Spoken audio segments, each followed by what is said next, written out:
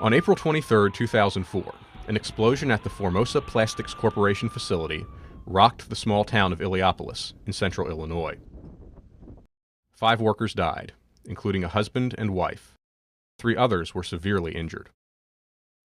Authorities evacuated approximately 150 residents from the area. The incident had serious economic consequences for the surrounding community, as the plant did not reopen. The facility, which employed 139 workers, produced PVC, a common plastic. PVC is used to make many different products, including credit cards, clothing, pipe, siding, and flooring. Borden Chemical constructed the plant in 1965, and Formosa purchased it in 2002, 2 years before the accident. The CSB investigated the incident and issued a report with findings and recommendations. This explosion occurred after a worker opened a valve on a pressurized reactor full of flammable material. It might be tempting to simply blame the tragedy on human error. However, as is often the case, the root causes were much deeper. The CSB investigation revealed that better operating practices and equipment design could have reduced the chances of human error that had such catastrophic consequences. The CSB used physical evidence, documents, and the testimony of the few surviving witnesses to reconstruct the accident. The following computer simulation shows how events likely unfolded. The Formosa plant made polyvinyl chloride, or PVC, in 24 large vessels called reactors that were arranged in groups of 4. Inside each vessel, thousands of pounds of highly flammable, toxic vinyl chloride reacted under heat and pressure to form PVC. An operator controlled the process from a panel on the upper level. When the process was finished, a second operator would walk down the stairs and open valves on the reactor piping to transfer the product out.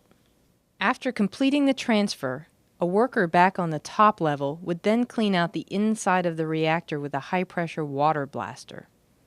The worker would then go to the lower level and open the reactor bottom valve as well as the drain valve. Water emptied onto the floor into a drain. On the evening of the accident, an operator started cleaning reactor 306 with the water blaster. He then walked downstairs to drain the water out of the reactor that he had been cleaning. But he made a critical mistake. The CSB concluded that instead of turning left at the bottom of the stairs to get to reactor 306, the operator turned right to a different group of reactors and approached reactor 310. But reactor 310 was not in the cleaning process. It was pressurized and heated, in mid-cycle, making PVC. The operator turned switches to open the reactor bottom valve and the drain valve. The drain valve opened, but the reactor bottom valve remained shut. An interlock blocked the air supply to the valve's actuator.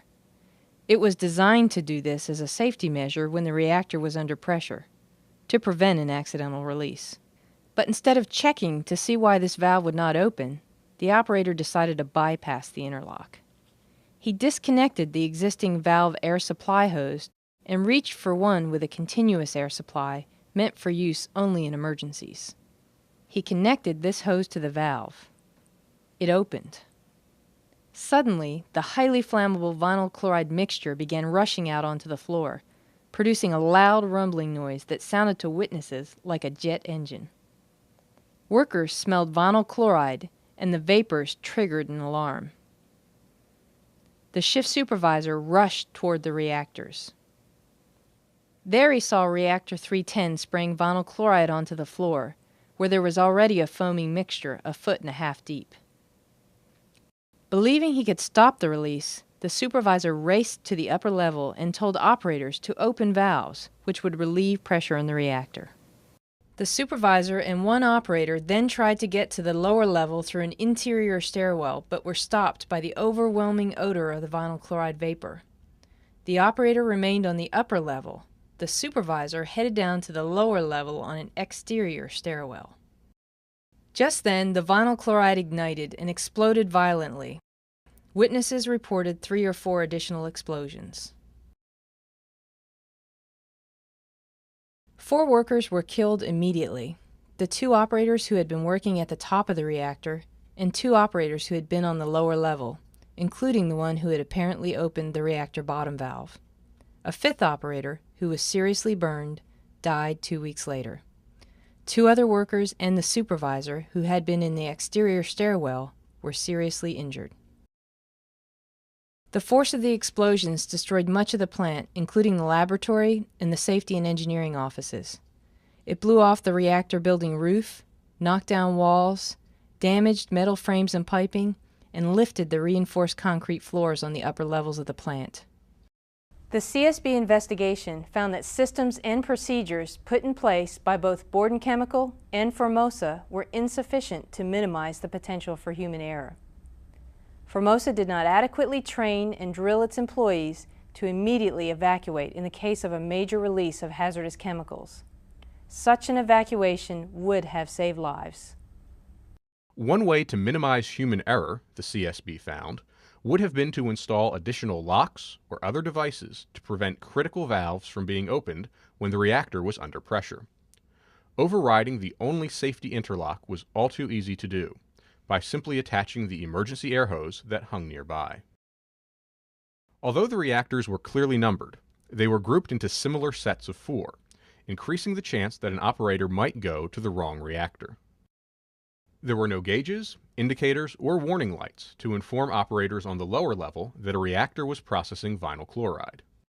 And those operators did not carry radios or have an intercom, so they were unable to quickly check on the reactor status with operators at the controls upstairs. In 1992, Borden Chemical, the previous owner of the Illiopolis plant, conducted a process hazard analysis which stated that the interlock on the reactor bottom valve was susceptible to misuse. Additional safeguards were recommended, but never adopted. Another hazard analysis in 1999 again identified severe consequences if someone opened the bottom valve on an operating reactor. But the analysis incorrectly concluded that the existing safety interlock was sufficient to prevent a serious incident. Companies need to thoroughly investigate near-miss incidents to uncover any underlying trends or safety weaknesses. Formosa experienced several previous reactor incidents that, taken together, could have pointed to the potential for catastrophic consequences from human errors. In 2003, an operator at Formosa's Baton Rouge, Louisiana PVC plant opened the bottom valve on the wrong reactor, releasing 8,000 pounds of vinyl chloride to the atmosphere. In February 2004, an operator at the Illiopolis plant bypassed a reactor bottom valve interlock, resulting in another significant atmospheric release of vinyl chloride. Formosa then recognized that additional controls were needed, but didn't act quickly enough to implement improvements. The explosion occurred 2 months later. When a large chemical release like this occurs, employees need to get out of harm's way as quickly as possible. Companies need to train and drill their employees to evacuate instinctively. In this case, 2 operators remained on the upper level, trying in vain to slow the release. They and others who remained in the area died in the explosion. Their lives would have been saved had they evacuated immediately. The CSB identified many ways that the companies involved could have avoided this tragedy. To prevent future accidents, the CSB made several safety recommendations to the company, the EPA, the leading industry association, and others. The CSB recommended that the Formosa Corporation review the design and operation of all its U.S. facilities. The CSB urged Formosa to ensure that chemical processes are designed to minimize the consequences of human error, improve control of safety interlocks, more thoroughly evaluate high-risk hazards, consider all consequences in near-miss investigations, and improve emergency actions, including prompt evacuations with periodic drills.